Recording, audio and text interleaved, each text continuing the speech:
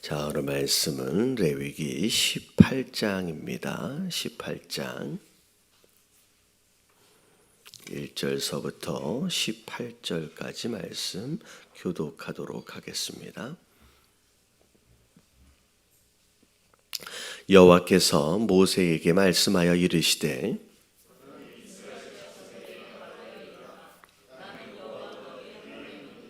너희는 너희가 거주하는 애굽 땅의 풍속을 따르지 말며 내가 너희를 인도할 가나안 땅의 풍속과 규례도 행하지 말고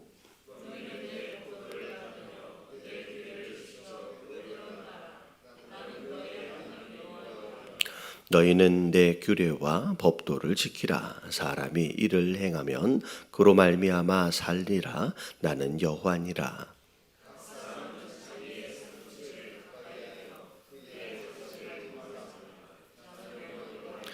내 어머니의 하체는 곧 내 아버지의 하체니 너는 범하지 말라. 그는 내 어머니인즉 너는 그의 하체를 범하지 말지니라.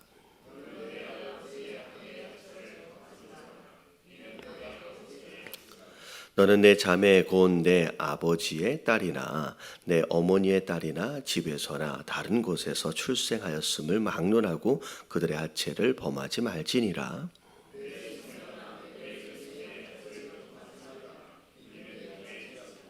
내 아버지의 아내가 내 아버지에게 낳은 딸은 내 누이니 너는 그의 하체를 범하지 말지니라.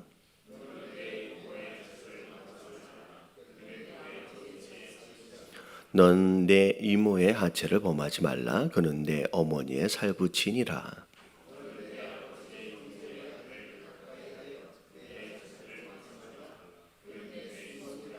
너는 내 며느리의 하체를 범하지 말라. 그는 내 아들의 아내니 그의 하체를 범하지 말지니라.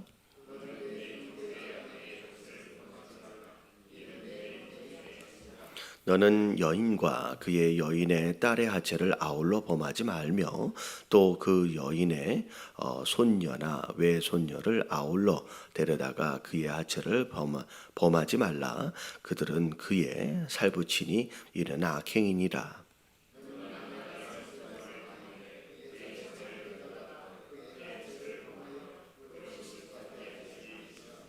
아멘.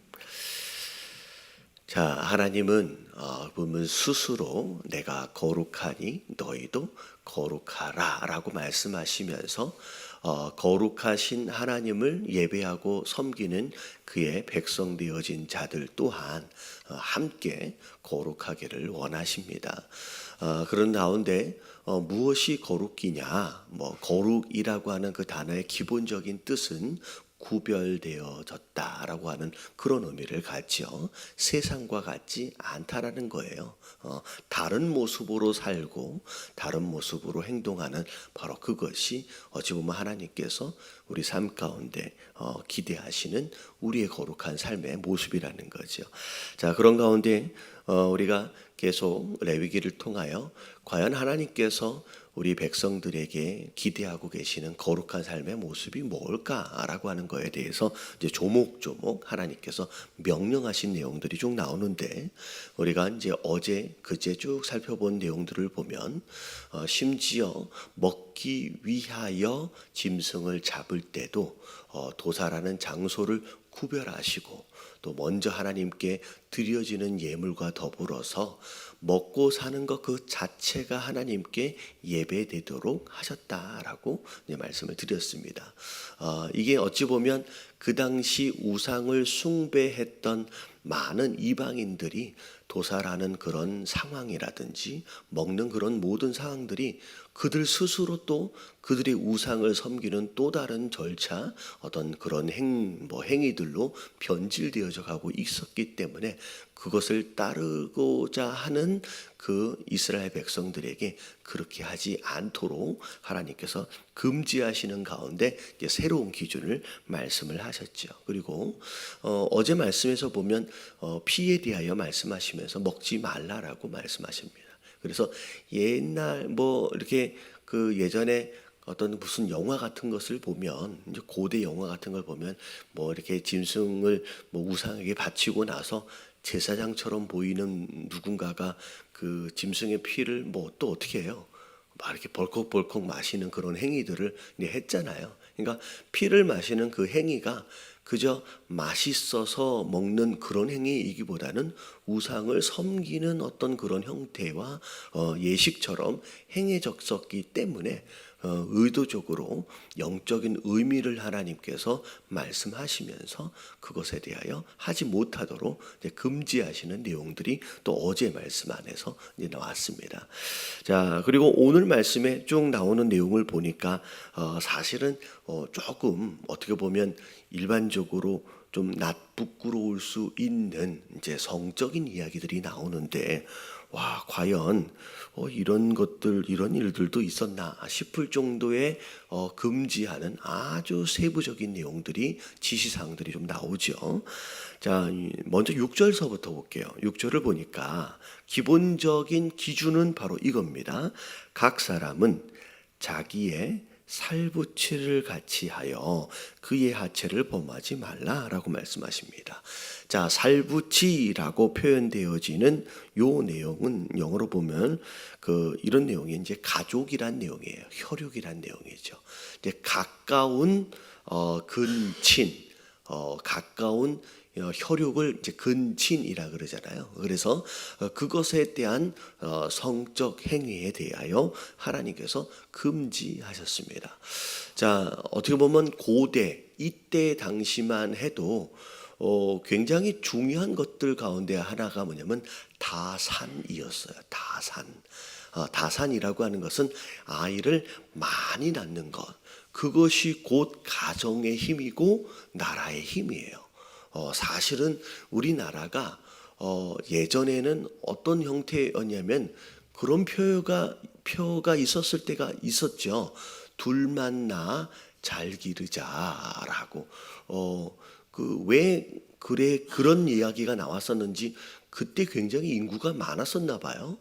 그래서 아이를 낳는 것을 장려하기보다는 오히려 딱 둘 정도만, 그래서 잘 기르는 어떤 그런 형태의 표가 있었습니다. 근데 예전에 이 고대에서는 그게 아니었죠. 그래서 어찌 보면 뭐라 그럴까요? 일부 다처가 가능했었던 그런 이유들 중에 하나가 뭐냐면, 많은 사람이 있으면 그거 자체가 힘이에요. 그래도 가정 안에 사람이 많이 있다라고 하는 거면 그 가정의 영향력과 힘을 이야기하고요. 나라도 기본적으로 국가의 구성 요소를 세 가지를 얘기하라고 한다면 뭐가 되어지냐면, 세 가지 중에 첫 번째가 이제 국민이고 땅이고 그리고 뭐예요? 주권이잖아요. 이 세 가지 중에서 아무리 주권이 있어도, 아무리 땅이 많아도 사람이 적으면 그 주권은 약할 수밖에 없고요. 땅은 빼앗길 수밖에 없는 거죠. 그러니까 어찌 보면 나라의 기본적인 힘과 영향력은 사람의 숫자예요. 그래서 다산이라고 하는 게 이때 당시만 해도 너무 중요해서 아이를 많이 낳는 게 매우 중요했습니다. 그리고 워낙에 사람이 많지 않았고 가족 단위로 어떤 부족을 이루고 있는 그때 당시, 어떻게 보면 나라라고 하는 그런 개념 자체가 어찌 보면 형성되어진 지가 얼마 안 된 상황이다라고 생각하시면 될 것 같아요. 애굽, 이렇게 아수르 이런 나라들, 사실 애굽이라고 하는 고대 문명과 이 나라가 만들어진 지 그렇게 오래된 상황이 아닙니다. 이제 이때 당시에 애굽이라고 하는 나라가 있었지만 가나안은 아직 나라가 아니었어요.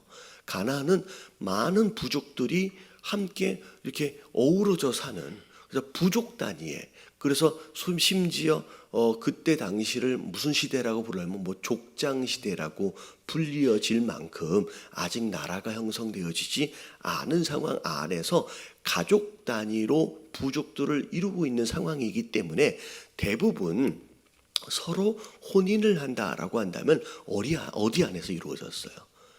그 가족들 안에서 그냥 이루어졌다라는 거죠. 그래서 이제 그런 상황에 문화적인 상황들 그렇게 생각을 한다라고 한다면, 자, 오늘 하나님께서 말씀하고 계시는 살부치의 하체를 범하지 말라라고 하는 근친과의 어떤 성관계에 대하여 절제하도록 하셨다라고 하는 것은 굉장히 그때 당시 문화적으로 볼 때 이례적인 것이다라고 생각할 수 있을 것 같습니다.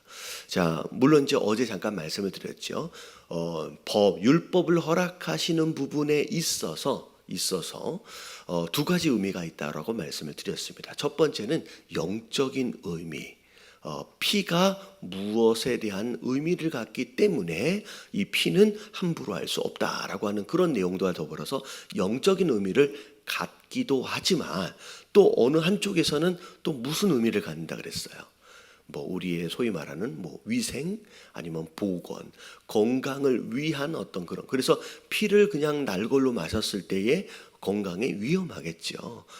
그런 의미를 갖는다라고 말씀을 드렸다시피, 어찌 보면 이런 근친에 대한 어떤 성윤리에 대한 이런 내용들도 영적인 의미와 더불어서, 윤리적인 의미와 더불어서 또 뭘 가지고 있어요?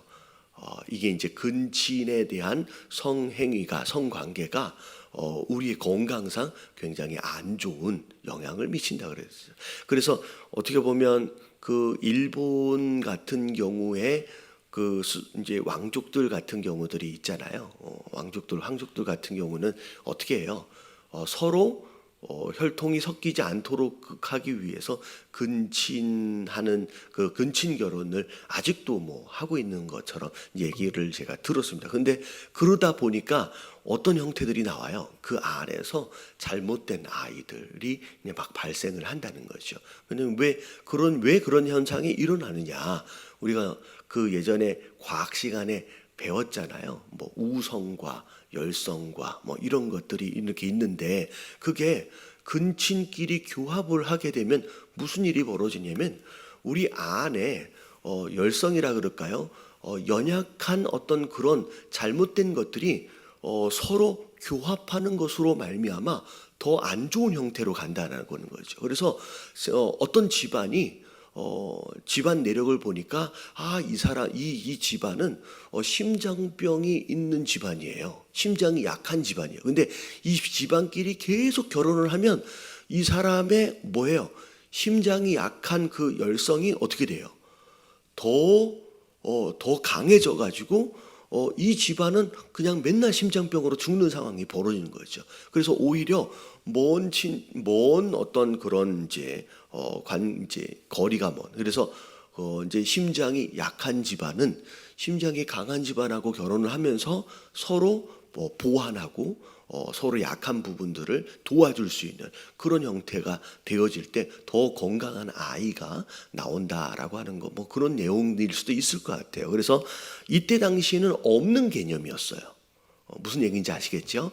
기본적으로 다산을 강조했던 시대, 그리고 부족 단위로 아주 작은, 나라가 아닌 아주 작은 단위의 부족으로서의 어떤 그런 시대였기 때문에 근친과의 이런 성관계에 대하여 금지한다라고 하는 개념 자체가 거의 없는 시대였는데, 이미 이제 하나님이 이런 법을 제정하심으로 말미암아 그런 앞으로 있어질 수 있는 그런 것들을 미리 하나님께서 이제 정리를 하시고, 그리고 이런 것을 악으로 하나님께서 이제 규제를 하셨습니다. 그래서 내용들을 보면 그래요. 이제 기본적으로 아주 가까운 어머니의 하체, 그리고 서부터 나와가지고 아버지의 딸, 그래서 이제 형제들이죠. 그러니까 이복 형제들과 더불어서 아버지의 딸, 그리고 어머니의 딸, 이렇게 이제 분리를 하면서 가까운 어떤 형제들에 대하여 이제 성관계를 금지하시는 내용들이 쭉 나옵니다. 자, 그리고 이제 12절서부터를 보니까 심지어 고모도 나오고 이모도 나오고 숙모도 나오고, 그리고 며느리도 나오고요. 그리고서 이제 16절에 보니까 그 형제의 아내의 하체를 범하지 말라라고 말씀하시면서 나중에는 계대 결혼이라고 한번 소개를 해드린 적이 있어요. 이 계대 결혼과는 이제 또 다른 개념으로서 기본적으로 형제의 아내의 하체는 범하지 않도록 하나님 말씀을 하셨고요. 심지어 이제 17절에 보니까 이제 너의 여인이 있는데 그 여인의 딸, 그러니까 원래 내 딸은 아니죠. 원래 내 딸은 아니지만 그 여인의 딸과 함께 아울러 하체를 범하는 것에 대하여 하나님께서 금지하셨고, 심지어 그 여인의 손녀나 외손녀에 대해서도 이제 가까이 하지 않도록 말씀하시면서, 자 17절의 마지막 맨 밑을 보니까 자 이는 뭐라고 말씀하세요? 악행이라고 말씀하셨습니다. 그러니까 어떤 성적인 관계는, 이 성이라고 하는 것은 원래는 선한 거예요. 원래는 선한 거예요. 하나님이 허락하신 거예요. 근데 이것이 잘못 활용이 되어진다, 잘못되어 기준이 없이 자기 마음대로 행해진다라고 한다면 이것 또한 이제 악행이 되어질 수 있다라고 말씀하시면서, 그리고 나서 18절에 보니까 자 너의 아내가 생존할 동안에는 그의 자매를 다녀다가 그의 하체를 범하지 말래요. 자 이유가 뭐라고 말씀하시냐면, 그로 하여금 뭐하지 않도록, 질투하지 않도록. 이게 대표적인 예가 누구예요? 야곱이죠. 야곱. 이 야곱이 자매되어진 두 여자를 아내로 어쩔 수 없이 맞이를 할 수밖에 없었잖아요. 맞이하게 되는 것으로 말미암아 그 집안은 맨날 싸움이 일어나는 거예요. 그 아내들끼리의 질투로 인하여서 매일 싸움이 일어나는 형태가 되어지지요. 그래서 어찌 보면 이게 이제 야곱 이후에 허락하시는 율법이거든요. 이런 이제 예가 있었기 때문에 하나님께서 이제 금하시는 것으로 지금 정하셨습니다. 그래서 어찌 보면 이런 이제 그 성적인 어떤 윤리와 규례를 하나님께서 정하신 것은 간단하게 얘기하면 우리의 건강한 삶, 또한 행복한 가정을 위한 어떤 그런 목적을 가지고 하나님께서 이런 이제 법을 제정을 하셨죠. 자, 근데 이제 제가 먼저 6절서부터를 제가 설명을 드린 이유가 뭐냐면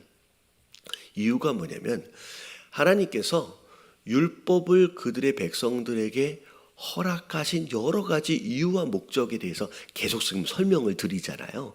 뭐 우리의 건강을 위해서, 뭐 행복한 가정을 위해서, 어떤 뭐 영적인 어떤 그런 이유와 목적을 위해서. 근데 오늘 1절서부터 5절까지의 내용, 그리고 또 그 이후의 내용들을 보면 굉장히 자주 반복되어지는 표현이 있어요.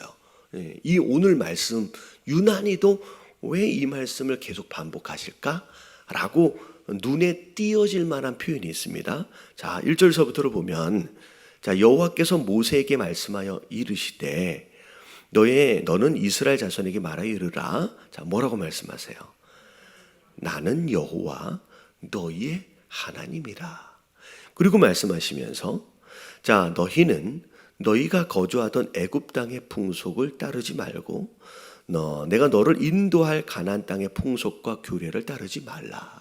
자, 이렇게 근친 간의 성적 그 행위는 어떻게 보면 애굽에서도 계속 일어나고 있는 풍속이었고요, 가나안 땅 안에서도 기본적으로 일어나는 그냥 풍속이었어요.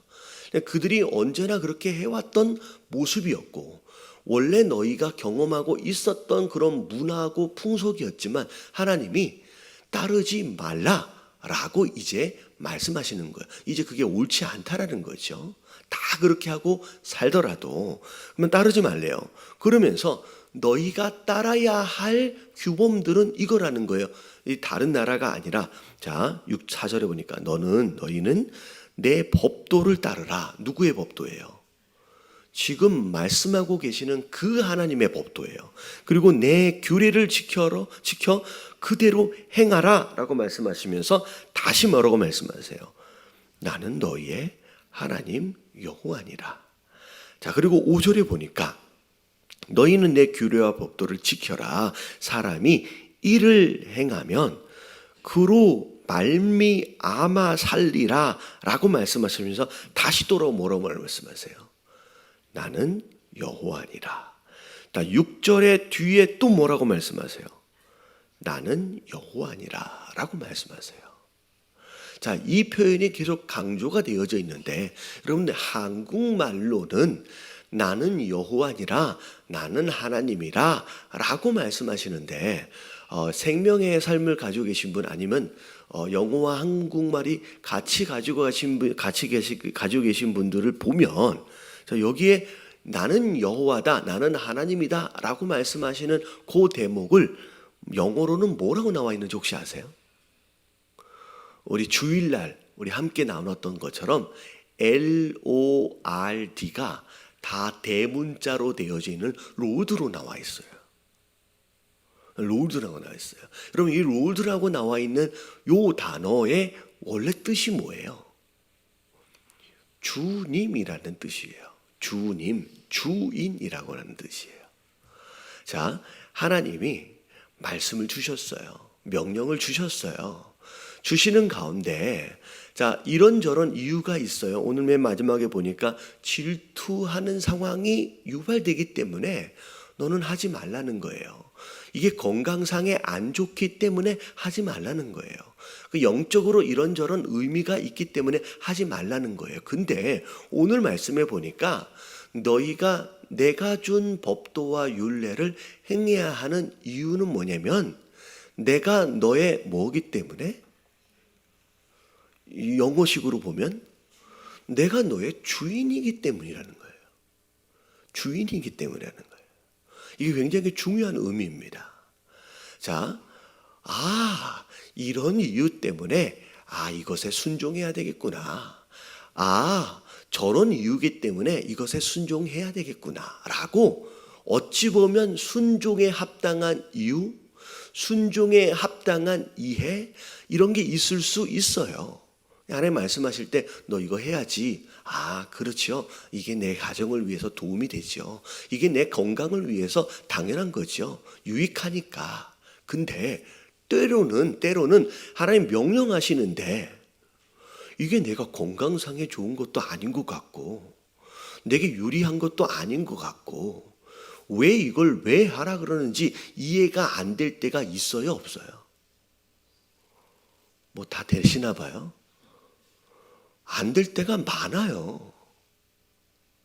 그러니까 어떻게 보면 건강상에 유리하고 뭐 이롭고 뭐 유익이 있고 그런 유익이 있는 그런 상황이다라고 한다면 내가 순종해야 할 합당한 이유가 있다라고 하고 그것에 대하여 내가 납득이 되어지고 내가 이해가 되어진다라고 한다면 여러분 순종하는 것은 오히려 굉장히 쉬울 수 있습니다. 내가 이해가 되니까. 근데 많은 경우 여러분 이해되어지지 않는 경우들이 많아요. 납득하지 못할 만한 상황들이 많아요. 왜 이걸 하라 그러는지 나는 잘 모르겠다는 거예요. 내가 이걸 한다고 과연 나에게 뭐가 유익이 있는지 이익이 있는지 납득이 안 되고 이해가 안 되는 경우들이 많다라는 거예요. 근데 그때 그런 상황이다라고 한다면 네가 이해할 수 없고 납득할 수 없다라고 한다면 단 한 가지 이유에서라도 너는 내 명령에 순종하라는 거예요. 그 이유가 뭐냐면 내가 너의 뭐기 때문에? 주인이기 때문에. 내가 너의 주인이기 때문에 그냥 네가 이해가 되든 납득이 되든 상관이 없이 그냥 너는 뭐하라? 순종을 하라라고 말씀하시는 거예요. 많은 경우 우리가 순종을 할 때 그런 이야기를 해야 하나님 나를 이해시켜 달라고 나를 납득시켜 달라고 내가 이해가 되어지면 그럼 내가 순종을 하겠다고. 근데 그게 아니라는 거예요. 순종은 이해와 납득에 불문하고 그냥 하나님이 나의 누구시기 때문에 주인. 오늘 말씀이 나오잖아요. 오늘 말씀의 핵심 단어는 로드십이에요. 나의 주인 되어지시기 때문에 그냥 나는 순종을 해야 할 책임이 있다라는 거죠. 그래서 오늘 말씀을 통하여 물론 복잡한 성적 어떤 윤리에 대한 내용들이 쭉 있어졌지만 그렇게 하나님이 피도 마시지 말고 또 도살할 때 위치도 정해주시고 여러 가지 규범들을 계속 말씀하시는데 네가 이해할 수 있으면 너무 좋겠지만 이해하지 못한다라고 할지라도 네가 내가 너의 주인이기 때문에 그리고 네가 나를 로드라고 부르지 않느냐 나를 주인이나 주님이라고 부르지 않느냐 그러면 그것 하나의 이유만으로도 너는 내 명령에 뭐 해야 된다 순종해야 한다라고 말씀하고 계시는 거예요. 그래서 오늘 함께 여러분 기도하실 때 하나님 다른 이유가 있어서 이해할 수 있다라고 한다면 참 좋겠지만 그렇지 못하다라고 할지라도 내가 주님을 주님이라고 부르고 주님이 나의 주님이다라고 한다면 여러분 어떤 명령이든 내가 순종할 수 있는 하는 그런 성도들이 될 수 있도록 해달라고 여러분 오늘 하루 순종을 결단하시면서 주님의 주님 되심을 여러분들 다시 한번 기억하시면서 우리 함께 기도함으로 오늘 하루 시작하도록 하겠습니다. 기도합니다. 시작. 주님